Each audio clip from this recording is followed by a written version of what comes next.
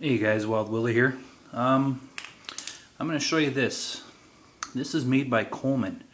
It's the Pinnacle Lantern, and it's arguably the brightest lantern on the market, or for Coleman anyways, and on high it's around 1700 lumas. Now, I always wanted one of these. They sold them for a short time in Canada, but took them off the market. They weren't getting a good reception because they weren't looking like your typical Coleman lantern, for one, and two, they looked a little high-tech for most of the consumers. So they kind of pulled them off most of the market in Canada. You can still get them at the odd sporting goods store and stuff like that. But I always wanted one, so I got one for a really cheap price. Now, you can still get these online, of course, and in the States, anywhere from $40 to $80. It all depends on where you go. I want to show you this because I think this is a good short-term light source. Now, this thing here runs off the propane 16-ounce propane cylinders. On high, you get a runtime of about 5 hours. On medium, you get about 8 hours, and low, you'll get 10 to 12 hours. Now, there's some pros and cons to this. Pros: it's a well-built light, withstands the weather. Got these here; it's drop-proof, and also this base turns into a carry case. You take it apart, real easy to do, and slide it up through the bottom and it seals up, and now that becomes a sealable case to carry it in. The cons is, like I said, it's propane, so unless you got a large supply of propane, it isn't a long-term light source. But 1700 lumens will sure light up the place. And the mantle itself is it's a size 95 easy clip mantle, so you just don't go, they're not everywhere, but you got to look for them a little bit to buy spare mantles for them, but they're around the $6 mark each. Comparable to any other Coleman mantle, $4 to $6. This thing, I really like it. I'm going to light it up in a second. It's got an electric start, or it has the typical match start.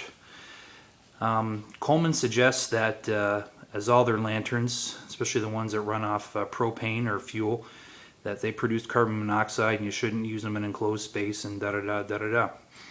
I lit this up today when I got it and put it in an enclosed space, and I put the carbon monoxide detector close to it, and the thing did not register at all.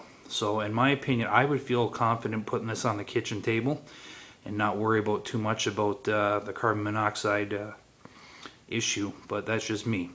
So like I said before, this is an electric start, and or like the match, so it's very easy to do.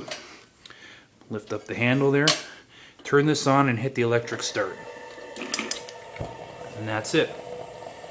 And once it gets going, you can crank this on high heat, or you can crank it on low, or whatever you want. Very adjustable, nice solid controls on this thing. It's not flimsy at all.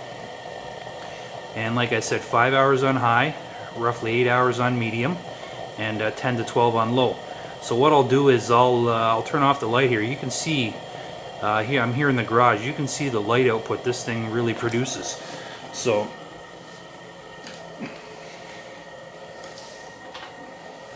no problem lighting up this area. I throw this on the kitchen table, and this is going to light up my whole kitchen, my whole living room, no problem. It's for a short-term power outage. It does throw a lot of heat on the top. You could probably manufacture something very simple to flatten this out, and I bet you could probably come close to boiling water, if not heat water up like hot enough for a coffee or something like that. So I'm going to recommend this. I've always wanted one. If you can get your hands on one, it's well worth it. Like I said, unless you're going to stock a lot of propane, this is a short-term light. It's not long-term, but it is very handy. It's very well built, very easy to use. So check it out. If you can get your hands on a Pinnacle Coleman Lantern, you won't be disappointed. Anyways, I got to get trucking. I got stuff to do, a honey-do list. But anyways, it's not a question of if this shit hits the fan, it's a question of when. So always be prepared.